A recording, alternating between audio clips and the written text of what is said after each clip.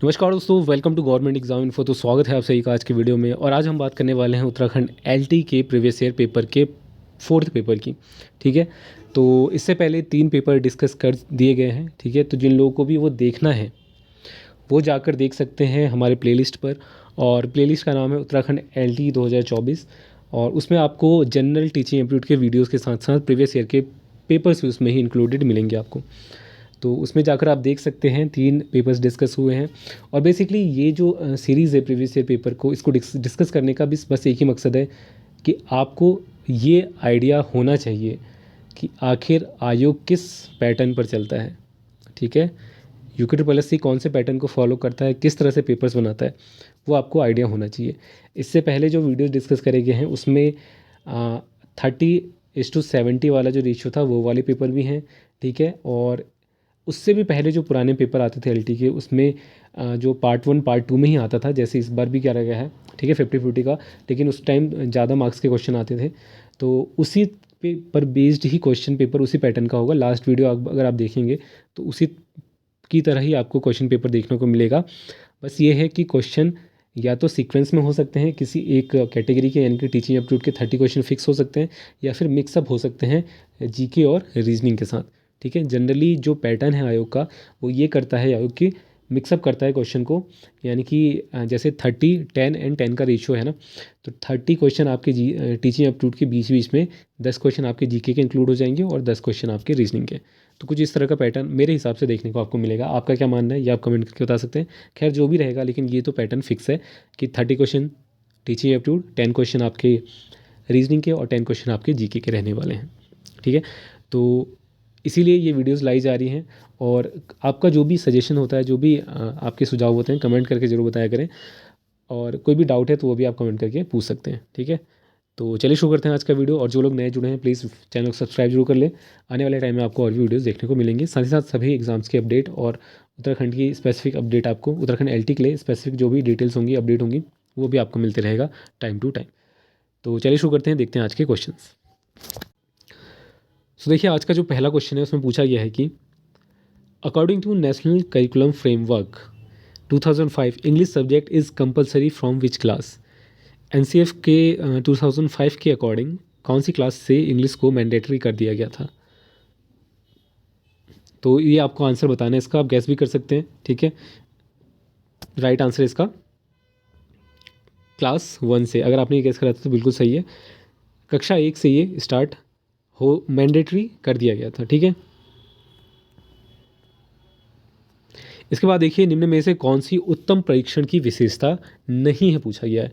ठीक है, which of the following is not the characteristics of a good test. तो देखिए, उसमें वैलिडिटी का होना इंपॉर्टेंट है। ठीक है, उसका जो ऑब्जेक्टिव है वो भी इंपॉर्टेंट है, डिस्क्रिमिनेशन ये भी है, लेकिन जो व्यक्ति निष्ठता है ये नहीं आता है इसमें। ठीक है, तो बी ऑप्शन इसका राइट आंसर होगा। कौन सी विशेषता नहीं है? सब्जेक्टिविटी। क्वेश्चन नंबर 3, व्यक्तित्व मापन उपकरण 16 पीएफ प्रश्नावली का निर्माण किसके द्वारा किया गया था। ठीक है, पर्सनालिटी हमारे सिलेबस में भी है, आपके सिलेबस में भी है। ठीक है, उत्तराखंड एलटी का जो ऑफिशियल सिलेबस है। और साथ ही साथ ये बेसिकली यूनिट 2 से हम कह सकते हैं क्वेश्चन बना हुआ है। तो क्या होगा इसका राइट आंसर, वो आपको बताना है। 16 पीएफ क्वेश्चन पर्सनालिटी टेस्ट जो था ये किसके द्वारा दिया गया था। क्वेश्चन नंबर 3, इसका जो राइट आंसर होगा वो होगा रेमंड बर्नार्ड कैटल। ठीक है, देखिए हमारा जो ऑफिशियल सिलेबस है उत्तराखंड एलटी का, ये आपका जो सिलेबस है उत्तराखंड एलटी का, बेसिकली इसमें कुछ स्पेसिफिक साइकोलॉजिस्ट को मेंशन तो किया गया है ना, कुछ स्पेसिफिक साइकोलॉजिस्ट को मेंशन किया गया है। बट इसका मतलब ये नहीं है कि जो रिमेनिंग साइकोलॉजिस्ट हैं उससे क्वेश्चन आपको देखने को ना मिले। क्यों? क्योंकि उसमें पहला यूनिट सेकंड में पहला जो टॉपिक है वो चाइल्ड डेवलपमेंट दिया गया है। ठीक है, और चाइल्ड डेवलपमेंट की बात करें तो चाइल्ड से रिलेटेड जो भी थ्योरीज़ हैं वो आ सकते हैं, अगर वो किसी भी बात करें किसी भी थ्योरी जो साइकोलॉजिस्ट हैं उनके द्वारा दिया गया हो, चाहे वो सिलेबस में डायरेक्टली मेंशन हो या ना हो। ठीक है, तो ये चीज़ ध्यान रखना कि जो सिलेबस में मेंशन है पहले उसको तो करना ही है, लेकिन जो आपका सिलेबस में नहीं है बट रिलेटेबल है, यानी कि सिलेबस के अकॉर्डिंग रिलेटेबल लग रहा है आपको कि हाँ ये साइकोलॉजिस्ट इंपॉर्टेंट है, तो वो आपको डेफिनेटली थोड़ा बहुत प्रिपेयर करना पड़ेगा। मेन तो सिलेबस के अकॉर्डिंग चलना है, लेकिन आपको उसको भी ध्यान में रखना पड़ेगा। इसके बाद क्वेश्चन है, क्रियात्मक अनुसंधान का प्रथम पद है, यानी कि जो एक्शन रिसर्च हम करते हैं, ठीक है, आपने करा होगा अपने टाइम में, तो जो ये एक्शन रिसर्च है उसका जो पहला स्टेप होता था वो क्या होता था? तो राइट आंसर क्या होगा इसका? Identification of the problem is the first step of action research. इसके बाद है, foresight is consisted in which theory of learning. पूर्व दृष्टि सीखने के किस सिद्धांत में निहित है? लर्निंग थ्योरीज इंपॉर्टेंट है आपके लिए, ठीक है, जैसे trial and error theory of learning, insight theory of learning, ठीक है, और learning theory of cognate condition response, या फिर कोट्स-लेवेंस फील्ड थ्योरी। तो इसमें से कौन सा राइट आंसर होगा? पूर्व दृष्टि यानी कि फोरसाइट की बात की गई है, किस थ्योरी में, थ्योरी ऑफ लर्निंग में बोला गया है? राइट आंसर होगा इनसाइट थ्योरी ऑफ लर्निंग में, ठीक है। अंतर्दृष्टि से भी समझ में आ रहा होगा, अंतर्दृष्टि द्वारा अधिगम का सिद्धांत, यानी कि पूर्व दृष्टि सीखने की सिद्धांत में निहित है इनसाइट थ्योरी ऑफ लर्निंग। इसके बाद देखिए, ब्रूनर के अनुसार बालक की मानसिक अनुभूतियों का तरीका कौन सा नहीं है? ठीक है, ब्रूनर के अनुसार बालक की मानसिक अनुभूतियों का तरीका कौन सा नहीं है? Which one is not a type of mental emotion of the child according to Bruner? Sixth का जो राइट आंसर होगा वो होगा कॉन्क्रीट ऑपरेशनल, ठीक है, इंपॉर्टेंट क्वेश्चन है। इसके बाद देखिए, भाटिया बैटरी सामान्य बुद्धि परीक्षण में कितने उप परीक्षण हैं? ठीक है, इंटेलिजेंस टेस्ट आपने कई सारे पढ़े होंगे, उसी में से ये वाला है, how many sub test are there in Bhatia battery general intelligence test? तो सेवन्थ का राइट आंसर आपको बताना है, right answer will be fifth. क्या होगा? Fifth, sorry 5। कितने सब टेस्ट हैं इसके? 5। इसके बाद एट्थ क्वेश्चन देखिए, how many cards are used in Rorschach ink blot test? ठीक है, रोर्शा इंक ब्लॉक टेस्ट में, यानी कि रोर्शा का स्याही धब्बा परीक्षण में कितने कार्ड का प्रयोग किया गया है? तो एट्थ क्वेश्चन का जो राइट आंसर होगा वो डी होगा, 10। इसके बाद देखिए, किस शिक्षण विधि में उदाहरणों के माध्यम से नए नियम के सिद्धांत निकाले जाते हैं? नए नियम या फिर सिद्धांत निकाले जाते हैं, ये बताना है आपको, ठीक है। In which teaching method the new rules और principle are derived from example, यानी कि एग्जाम्पल से रूल पर किस में जाते हैं?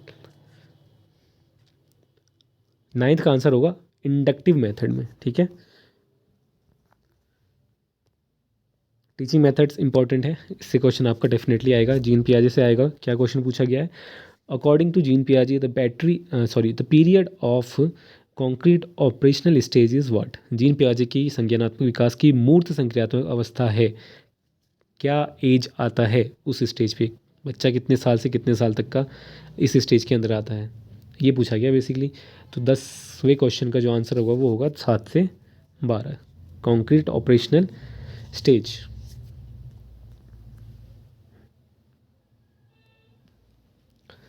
इसके बाद है, टर्मर के अनुसार मंद बुद्धि बालकों की बुद्धि लब्धि होती है। टर्मन के अनुसार the intelligence quotient of the mental retarded children is कितना होता है, वो हमको बताना है यहाँ पर। 11वें क्वेश्चन का राइट आंसर है 70 से कम जिसका होता है, टर्मन के अनुसार वो क्या होते हैं? रिटार्डेड चिल्ड्रन, मेंटली रिटार्डेड होते हैं, ठीक है। और इसके बाद देखिए question number 12th, the correct sequence of heuristic method terms is? Heuristic विधि के पदों का सही क्रम होता है क्या? तो ह्यूरिस्टिक मेथड जो पढ़ते थे उसमें सही स्टेप्स क्या होते थे वो आपको बताने हैं। 12th क्वेश्चन, इसका राइट आंसर होगा creation of problem, discovery of facts, formulation of hypothesis, ठीक है, ये सही सीक्वेंस है। इसके बाद देखिए क्वेश्चन नंबर 13th, किस योजना में स्कूल को बाल गृह समझा गया है? In which plan school is considered as a children home? Right answer क्या होगा ये आपको बताना है इसमें, और इसका जो राइट आंसर होगा, अगर आपने डाल्टन योजना सोचा है तो सही है, डाल्टन योजना में ये चीज़ बोला गया है। राइट टू एजुकेशन से क्वेश्चन हर बार आए हैं और आएंगे, तो इम्पॉर्टेंट है अगेन। इसमें पूछा गया है कि क्वेश्चन नंबर 14, शिक्षा का अधिकार अधिनियम 2009 के अनुसार आर्थिक व सामाजिक रूप से पिछड़े वर्ग के बच्चों के लिए निजी विद्यालयों में सीट आरक्षित हैं कितना? According to right to education act 2009, seats are reserved for children of economically and socially disadvantaged group of society in private school. कितना परसेंटेज है उसका वो हमें बताना है यहाँ पे। 14th क्वेश्चन का, तो अभी इसको आपने अगर डिटेल में सही से पढ़ा होगा तो इसका आंसर आपको पता होगा। इसका जो आंसर होगा वो होगा 25%। इसके बाद क्वेश्चन देखिए, क्वेश्चन नंबर 15, इसमें पूछा गया है कि who has propounded the theory of connectionism, ठीक है, संबंधवाद का सिद्धांत किसने प्रतिपादित किया? देखिए इस बार आपके जो सिलेबस में फ़िलॉसफी है, फ़िलॉसफी ऑफ एजुकेशन है, वो भी इंक्लूड हुआ है, ठीक है। तो फ़िलॉसफी के क्वेश्चन इससे पहले ज़्यादा देखने को या फिर कहें कि ना के बराबर ही देखने को मिलते थे, ठीक है, बट आपको इस बार देखने को मिल सकते हैं। और उसमें भी बेसिकली ये जो भी ह्यूमनिज़म है या फिर आइडियलिज़म है, इस तरह के जो भी नेचुरलिज़म है, ठीक है, ये जो भी सिद्धांत, ये भी जो थ्योरीज है वो किसने दी थी और उसमें बेसिकली उसका मेन पर्पज़ कि उसमें क्या चीज़ बोली गई है, ठीक है। जैसे नेचुरलिज्म में क्या बात कही गई है, मेन क्या कॉन्सेप्ट है उसमें, ठीक है, वो बेसिक आइडिया अगर आपको है तो आपका काम चल जाएगा थोड़ा बहुत। तो बिल्कुल डेप्थ में अगर नहीं भी पढ़ते हैं तो इम्पोर्टेंट ये है कि आपको एक ब्रीफ आइडिया होना चाहिए इन चीज़ों का, ठीक है। नेचुरलिज्म, आइडियलिज्म, ठीक है, ह्यूमनिज़म, ये सारी चीज़ें जो इंपॉर्टेंट है, ठीक है। तो इसका जो राइट आंसर होगा क्या होगा आप बताइए। कनेक्शनिज्म का जो थ्योरी है वो किसने दिया था? थर्स्टन ने, थॉर्नडाइक ने, स्किनर ने या फिर पेवलॉक ने, ठीक है। तो 15th का जो राइट आंसर होगा वो क्या होगा? थॉर्नडाइक। इसके बाद देखिए क्वेश्चन नंबर 16, इसमें पूछा गया है कि व्यक्तिगत परीक्षण का प्रकार है इंडिविजुअल टेस्ट, ठीक है, ग्रुप टेस्ट, इंडिविजुअल टेस्ट, ये दो कैटेगरीज होते हैं। उसमें ये पूछा गया है कि इनमें से इंडिविजुअल टेस्ट का टाइप कौन सा होगा? तो वेशलर वैल्यू परीक्षण, ठीक है, option number B is right answer. Army alpha परीक्षण, आर्मी बीटा परीक्षण, ये सब क्या हैं? ग्रुप्ड वाले हैं। यहाँ पर इंडिविजुअल की बात की गई थी तो बी ऑप्शन राइट है। इसके बाद नेक्स्ट क्वेश्चन देखिए, बाह्य अभिक्रमित अनुदेशन को कहा जाता है extrinsic programmed instruction is also known as what? इसका जो राइट आंसर होगा वो होगा ऑप्शन नंबर बी, यानी कि लीनियर प्रोग्रामिंग इंस्ट्रक्शन।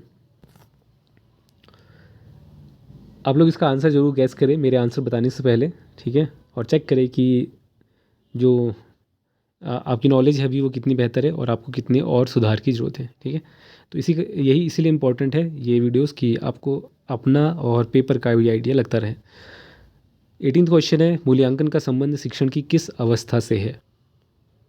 8th का राइट आंसर क्या? 18th का राइट आंसर होगा सी ऑप्शन, यानी कि post active phase of teaching. C option is right answer. अधिगम का वक्र, जो लर्निंग कर्व है, वो प्रकट होता है किससे?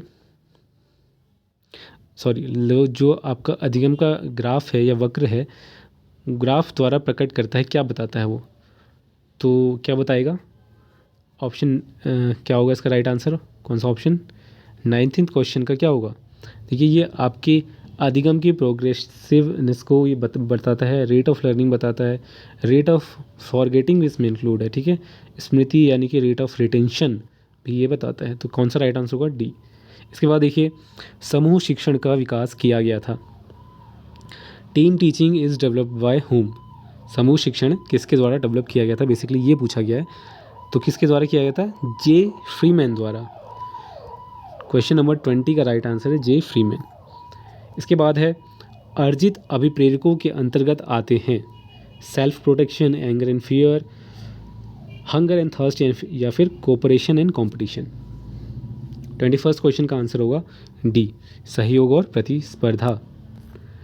इसके बाद है, अभिवृत्ति मापन की स्केलोग्राम विधि का प्रतिपादन किया गया, किसके द्वारा किया गया था? 22nd क्वेश्चन है, राइट आंसर होगा थर्स्टन द्वारा। अभिवृत्ति मापन की स्केलोग्राम विधि का प्रतिपादन थर्स्टन ने किया था। Scalogram method of attitude measurement was propagated by Thurstone. इसके बाद देखिए क्वेश्चन नंबर 23, प्रेरणा के स्रोत में प्रथम चरण कौन सा है? Which is the first source in the phase of motivation.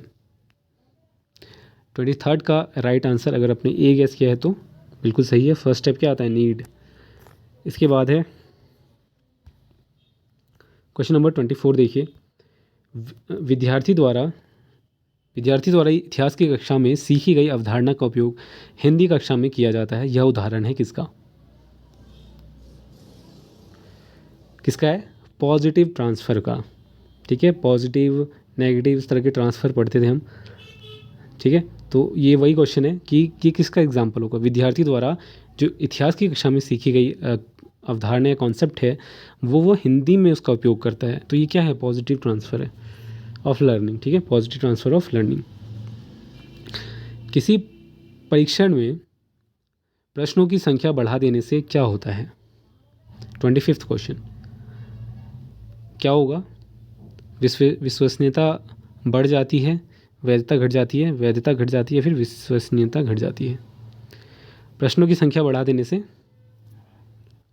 Option A right answer है। इसके बाद है 26, व्यक्तिगत भिन्नता का ज्ञान शिक्षण का गुण है, निम्न में से किससे संबंधित है?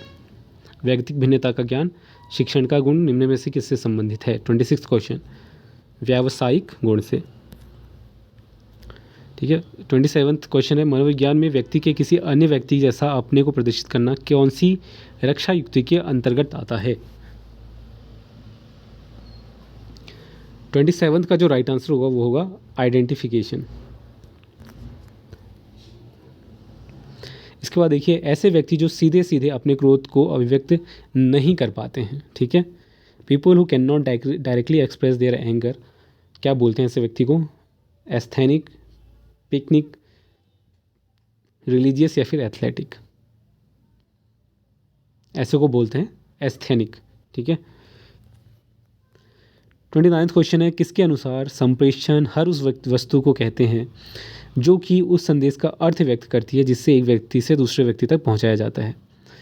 According to whom communication is anything that conveys meaning that carries message from one person to another. ये किसने कहा था? किसके अनुसार? हार्टमैन, मिलर, एडगार डेल या फिर ब्रूकर? किसने कहा था? ब्रूकर ने। और आज के लिए ये आखिरी क्वेश्चन है, किसने कहा कि मूल्यांकन को एक क्रमबद्ध प्रक्रिया के रूप में परिभाषित किया जा सकता है जो हमें बताती है कि छात्रों ने किस सीमा तक किसी शैक्षिक उद्देश्य को प्राप्त किया है? तो 30th का जो राइट आंसर होगा वो होगा डांडेकर। किसने कहा था कि मूल्यांकन को एक क्रमबद्ध प्रक्रिया के रूप में परिभाषित किया जा सकता है जो हमें बताती है कि छात्रों ने किस सीमा तक किन शैक्षिक उद्देश्यों को प्राप्त किया? ये डांडेकर ने बोला था। तो ये थे 30 क्वेश्चन आपके, जो कि बेसिकली डिस्कस करे गए हैं आपको एक ब्रीफ आइडिया देने के लिए क्वेश्चंस का और उसके लेवल्स का। ठीक है, आई होप आपको थोड़ा बहुत जो भी आइडिया लगा होगा इससे उसका इस्तेमाल आप अपनी प्रिपरेशन में एक बेहतर तरीके से कर पाएंगे। कोई सजेशन, कोई कमेंट आपको करना है या कोई आपको सुझाव देना है या कोई क्वेरी है आपकी तो आप पूछ सकते हैं। ठीक है, तो आज के लिए इतना ही और आपसे मिलेंगे अगले वीडियो में। जो लोग नए जुड़े हैं प्लीज़ चैनल को सब्सक्राइब कर लें, बेल आइकन को प्रेस कर ले सभी नोटिफिकेशन के लिए, और आने वाले टाइम में आपको और भी वीडियोस देखने को मिलेंगे। तो मिलते हैं आपसे अगली वीडियो में, तब तक के लिए धन्यवाद।